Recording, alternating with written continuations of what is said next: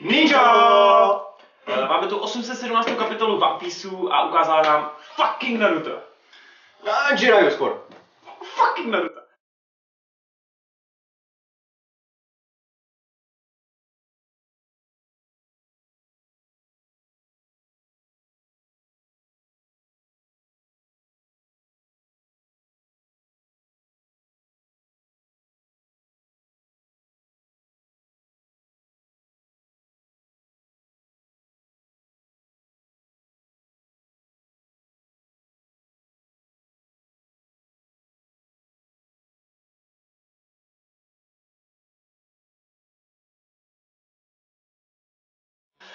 Vezmeme to v rychlosti, protože ta kapitola sice měla v sobě dost informací, ale na druhou stranu jako netřeba se v tom nějak dál patlat. Takže Jack na začátku. Jack žije. To jsme věděli, ale... Jack žije, ale inak čítal noviny, ktoré roztrhal, bol naštvaný, pýtal sa svojej podsadky. To som teda z toho pochopil, že v tých novinách sa píše, že je mŕtvý. Preto sa jej pýtal, že či som naživu. Já ti něco řeknu. No. Já jsem viděl teorii, kde v novinách je tetování dragona.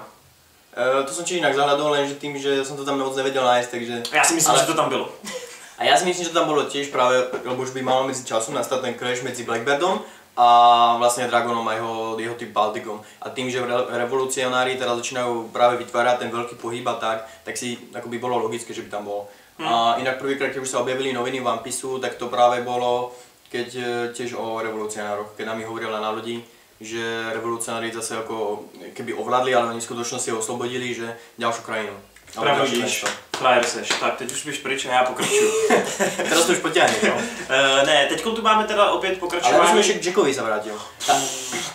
Tam je ešte taký detail, že Jack má úplne rozbitú loď, je to vidno, ale není vidno jeho spodná časť tela. A ja si myslím, že akože keby prišiel o nohu, tak by to bolo dosť dobré, aby sa mu to vrátilo za tie zvieratka. A mi nehovor prosím ťa, že unikol nezranený iba s zničenou loďou z boja proti admirálom. Myslím, že amputace nohy je píčovina, to by se nestalo. Hej, ja si myslím, že... Přišel ocas, je to mamut. Hej, tak, ne, ja si myslím, že nikde zranený nebol. A ešte jedna vec, naposledy keď sme ho videli, zautočili iba s jednou loďou a teraz išiel on a 4 ďalšie lode za ním. To znamená, že on sa nikam vybral a pravdepodobne ide na zoo. Ale myslím, že to je jedno, protože Jack stejně umře ve One Pieceu. Dobre, tak poďme všetko nerozoberá, pretože Luffy sa stane pirátským kráľom a skončili sme. Přesně tak, a proto jsme tady. Takže čaute, 8 z 10 ideme. Ne, můžem dál? No, kľudne. Wano Country. Děkuju. Co jsme se dozvěděli o Wano Country? Hlavně to, že ty jsi měl pravdu už asi 600 000 kapitol, protože si před 600 000 kapitoly říkal, že prostě Mononosuke sucks. A to jsme věděli. Každopádně už to není jenom Mononosuke, který kouká na kozy, ale taky se dotýká, ale to Lord Mononosuke. No, to jsme věděli, takže no, jako nový díl. No, vedeli sme, že bude dôležitý, odhadovali sme, že bude nejaký syn práve toho Shoguna. A ja som práve rozmýšľal nad Usagim, že jak to tam bolo. Jo. Pokračuj. To je zálež japonskej kultúry, jak má byť, ne? Ale vedel som, že to je naše. Dobre, sorry. Wano Country, jeden, poď, Lord Mononosuke. Lord Mononosuke. Vedeli sme na adresu, sme sa dozvedeli, že patrí k tým 3 kartám, ktorí sú dôležité, nevedeli sme prečo, ale nebolo to nejaké pre mňa osobne veľké odhalenie, nebol to žiadny hype, možno taká jediné odhalenie, čo tam bolo, že Kinemon není jeho skutočný otec, ne? No, to je popravdě jako moje velká jako radost, protože... No, to bylo jedno. Protože, jako sorry, ale Samurai je boží postava, jako Kinemon, a jsem rád, že Mononosuke s ním nemá nic společného. Protože jako Mononosuke... Čiže Kinemon New Nakama? Hej, chtěl bych hrozně moc, ale on nebude. On má svoje povinnosti. No já vím, ale chtěl bych, please. Ne, jdem dál. Dozvěděli jsme se taky to, že teda když je to ta důležitá karta, tak jsme se dozvěděli to, že vlastně kočka a pes nakonec nejsou takový nepřátelé. A to mi trošku vadí teda.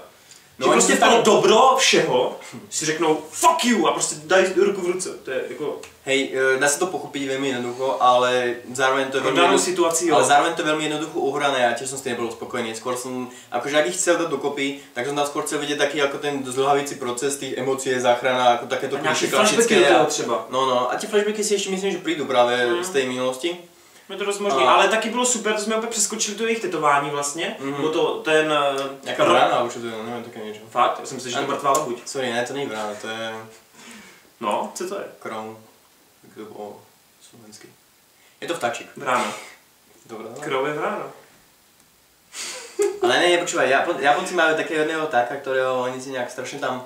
7 krkavců. Proste oni majú viacero tých symbolov a jedným z nich je slnko a to slnko bolo tiež inak v tom logu. A nejak si treba všimnúť, že to ich tá logo alebo značka, alebo čo to majú, ten erb, Crest. Crest, tak dost připomíná pirátskou vlajku, ne? A oni přitom nemají rádi pirátov, takže co to je to sranda. No ale zajímavé je to, že Lord Momonosuke odišel z Wano Country. Jak to zní? Lord Momonosuke. Ale proč odešel, vole? No, já si myslím, že tam bylo málo koz, protože tam bylo sami borci tam jenom byli, víš, ale třeba ty kozy. No právě naopak, dneska ten... Dneska Raizo potvrdil, včera, že jsou Daigunoichi, že jsou ninji. Takže se určitě nějak těšíme. Sakura! It's coming! Dobré, nezdržuji, vole, jdeme dál. No proč odešel? Jak to mám vědět, protože já mám svou teorii. Teď řekni svou. Ne, tak jakože... Podle mě Kaito právě chce ovládnout to Wano, jak to už já si myslím, že oni právě utekli. Ve Wano už není bezpečí. No však právě, proto utekli a išli za Zou, na Zou, protože mají s nimi tu dlouhou historiu a jsou tam ty Minkovia a oni jsou všetci jako bojovníci. Takže právě, že či nechcou nějakou posilu, alebo právě, aby ochránili, alebo jim nějak pomohli. No, dá se to říct tak, že prostě Wano má na sobě terč. Nemusíš to rozpitvávat dál. Dobré, sorry. Dobré, tak pojďme dále dál. Ne. Jo, jako v tomhle máš určitě pravdu, spíš by mě zajímalo, jestli fakt je to teda skutečně ten důvod, ale jako co jiného bys tam dalo vymyslet, podle mě už nic jako jiného. Nevím, na budoucí se to dodáme. OK. Tak, jdeme dál po Poneglyph. No big deal zase pro my víme, ale tak co si o to myslíš? Já jsem si v prvom rade myslel, že Raizo bude někde ukrytý priamo v Zušine a nakonec byl v té velrybe, nečekal jsem, že tam teda bude nějaká skrýž. Ale je to jako pekné, vstupili jsme teda cez riť, protože ona má tam vzadu, tam byla cánie dvere. No a keď jsme se teda dostali Raizovi a ještě předtím, než se dostaneme Raizovi, tak ten Poneglyph. Víme, že je červený a doteraz jsme ještě neviděli žádný taký červený. Čas pro teorii. Tak jdeš. Red, protože krvavá historie. Tento Poneglyph bude asi něčím jiným, možná kvůli tomu, že přece len to má jakože těž fakt dlouhou historii a bylo tam chránění. A no, takže všetky byly chráněné aj na skapy a tak.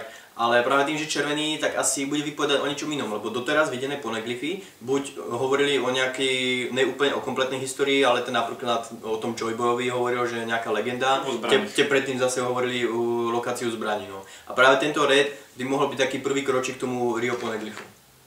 Tomu to prezradzuje pravou minulost. Já hlavně doufám, že příští kapitole začne Robin číst. Hej, já těž doufám, já už jsem teraz, ne, už objavil se ten Poneglyph, mám žádný... A ona, jo, dokáže to přečíst. No, a yes! Jako jsem, že no big deal, ne, že prostě věděl jsem, že tam bude. To jsem si prostě byl úplně to jsme říkali každou ne, určitě jsme to hovorili. No a pozerám, no ještě taká 5 stránok, 6 hodin, to máme čas. Ne, jdeme k ninjovi, vole. Jo, protože fucking ninja. Všichni, teď myslím jako Luffy a spolu, se těšili na, jako fakt na ninju.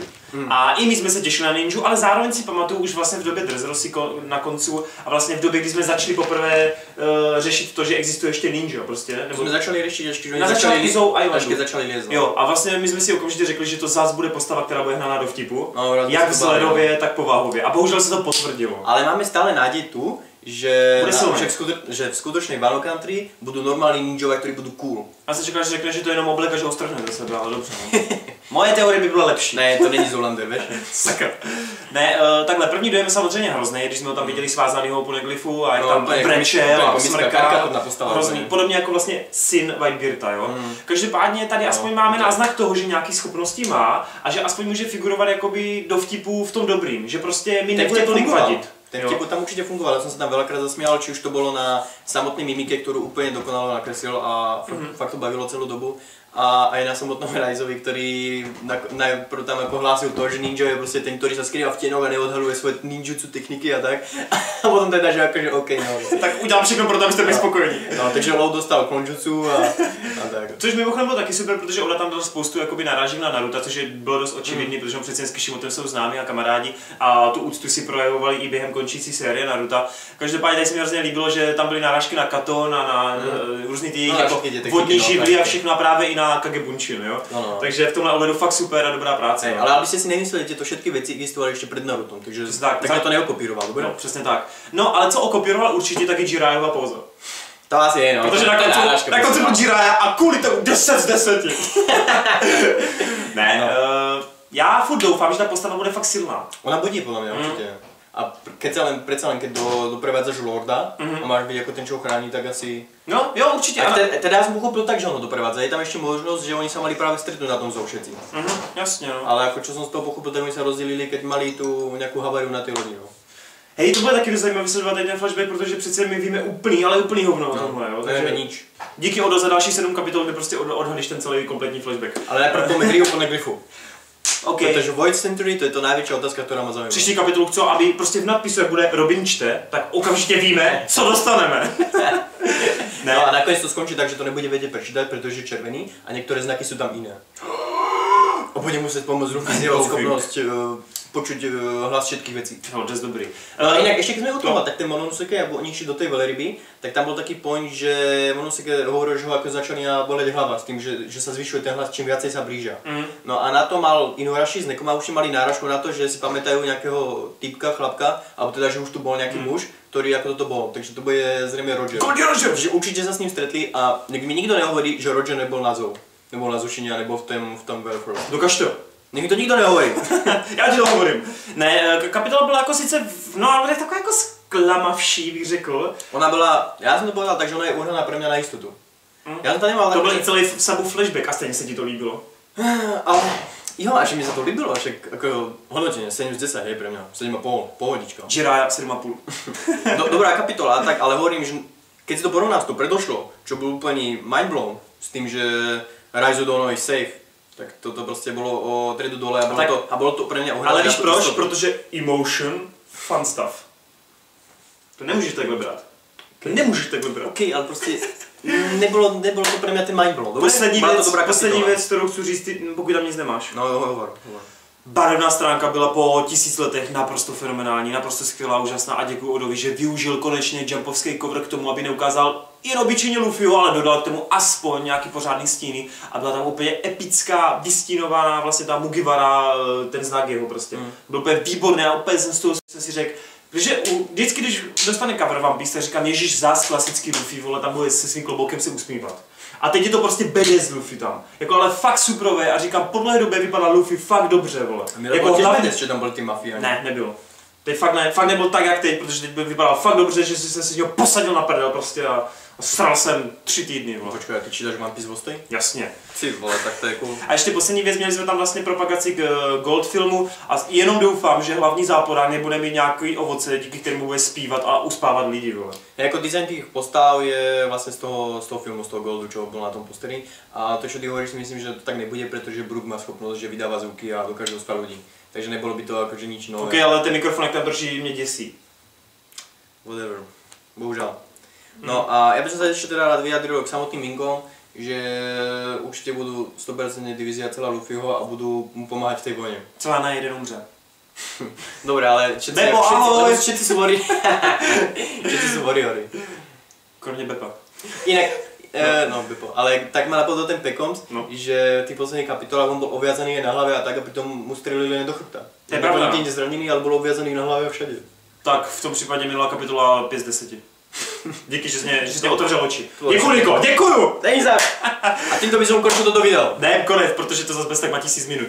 Loučíme se s vámi, komentujte, diskutujte, mějte nás rádi, lajkujte, možná nelajkujte, každopádně to neignorujte, mějte se krásně a zase u dalšího One Pieceu. Určitě na web, čau tě.